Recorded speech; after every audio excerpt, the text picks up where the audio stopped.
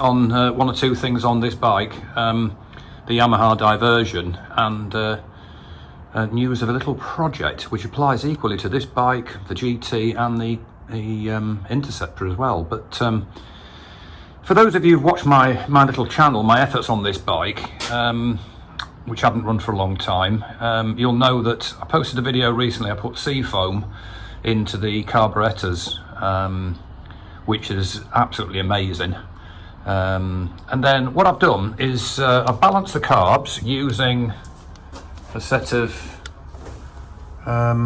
inexpensive vacuum gauges.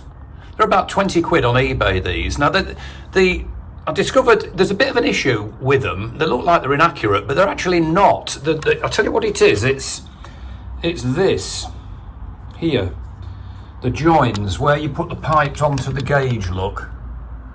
And then they've got this extra bit here and this little valve that's a damper to stop the needles fluctuating, which they don't do a great deal. So what I did was I learned from my first use of these, and I've glued them on with super glue, look.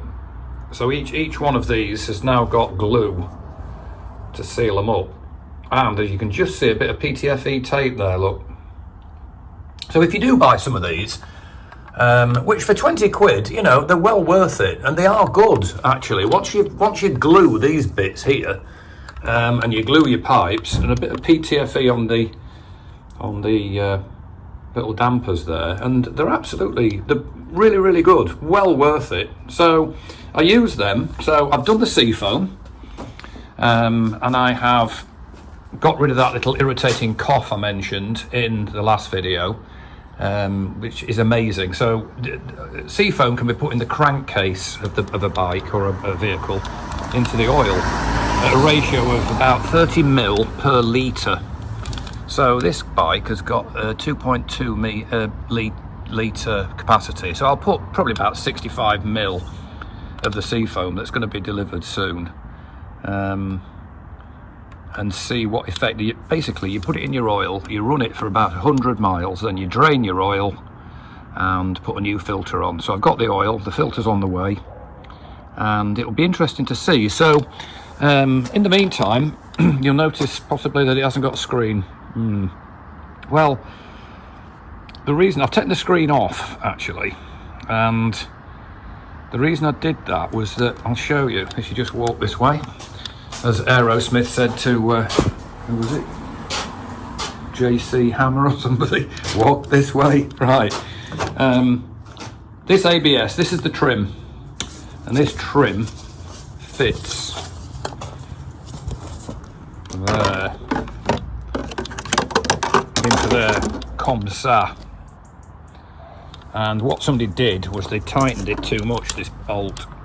And you can see the effect that that's had. There, look. So not only did it crack the fairing, which I've now repaired subject to a previous video with that plastic repair gun, but it also cracked this. So I took it off, and if you look here, it looks pretty bad underneath, but you don't see that bit. So that's using the plastic welding gun. You can just see one of the clips there. And then I had a spare bit of ABS plastic left over from my headlamp repair, which you'll notice on a previous video I replaced a piece of under there, look. In fact, the repair's so amazing. Thank you, James. Complimenting myself, as you can see there, look. I had a bit left over, so what I did was use a blow lamp and melt it, drip it on, and then squash it with a gloved thumb, and it's rock solid now. You can see that's where the crack was, or is. And again, you know, I might try and find one of these, but it's very brittle. It says it's ABS plastic on it, so that's the reason I've taken it off completely now. Is that these here, they have little rubber, they're called well nuts apparently. They're rubber with a brass insert, and basically you pop it in the front there, and it has a little lip on it, and it clicks in here, and then you put your fairing bolts in, and what it does is it pulls the brass insert, and it basically expands the rubber at the back. so it gives you can get these off, because obviously to get this fairing off here you've got to take the screen off, so you can't have, you know, short of captive bolts which would sort it.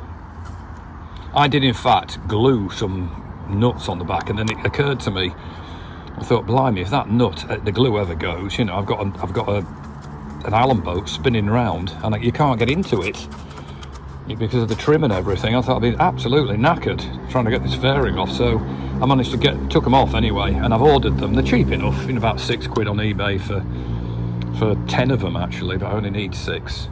So I'm going to put those on, get that trim back on. So as you'll be aware, I did the sea foam, and so this is now, I did a previous video that had like quite bad clutch rattle. In fact, I would call it a clutch knock. And there is the supposed fix where you put a metal pin into the back of the clutch basket, which I did, and also take some slack out of the oil pump drive by putting a shim in there. And that reduced the noise by probably about 30%, but it was still there. So somebody put a comment on my channel and said, look, you need to balance your carbs, that's what it is. So I bought the gauges, and then having done the carbs with the sea foam, which has now got rid of this irritating coffee little hiccup thing, it's made the tick over perfect, and it's made it, when you lift the throttle from tick over, it comes straight back down again, which it wasn't quite doing before, and the noise from the clutch has completely disappeared. So for those people that are interested, I'll start it up. That's the fuel pump, making that little tick. Alright, what do you reckon?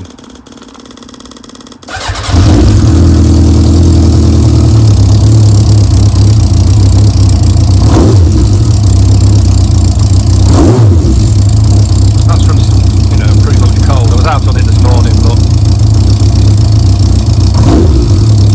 so that revs are going up and down nicely. I like the tick over just under 1,000, to be honest. It wouldn't do it before the sea foam. It was hesitant, but it's, you know, a lot better. Don't really like a really high tick over. It's going up and down as it should. But more importantly, listen to this. I mean, there's no clutch noise at all. You can hear the valve gear going, now that's what the shim's done. So there's no clutch rattle whatsoever on that.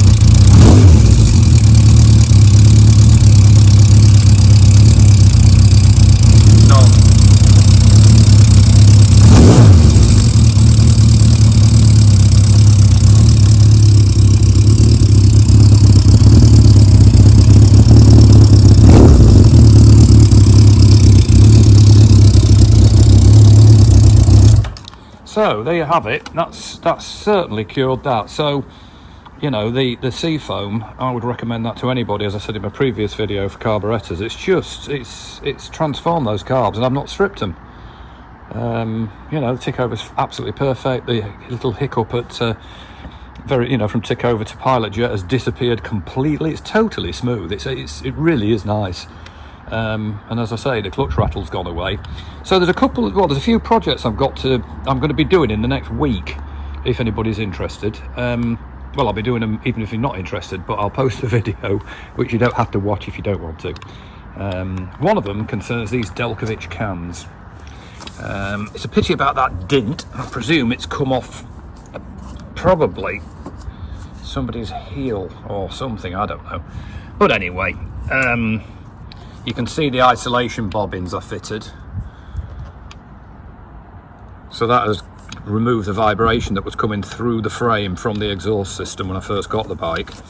But I'm going to do a mod on the Delkovich cans, and I'll post later in the week about that, and I'll show you what previous keepers can do to even something as simple as an exhaust pipe. So I'm rectifying that. And finally, I'm going to be doing a project suggested by Paul Messenger, and I referred to this in a previous video. I'm really looking forward to it. It's going to be a cracker of a project, I think, which will work on the Yamaha, it will work on the GT, it will work on the Interceptor, it really will. Suggested by Paul. I wouldn't have thought of it, to be honest, and he just messaged me and said, you know, why don't you ever think about doing this? And I thought, wow, yeah. So I will be doing a full video on that. I shall post whether it works or whether it doesn't work, and I'll post, you know, where I get the stuff. So the bits are on the way and should be here by Friday, and it's not a huge mod to accomplish, although I think it will make a big difference if it works. So there you have it. So watch this space. So one final, I just love this bike. There we go. Can't complain at that for a start.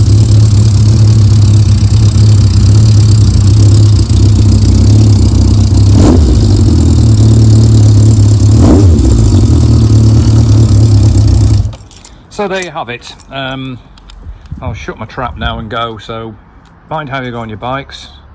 Take care, and I will post again as soon as I get these projects on the go.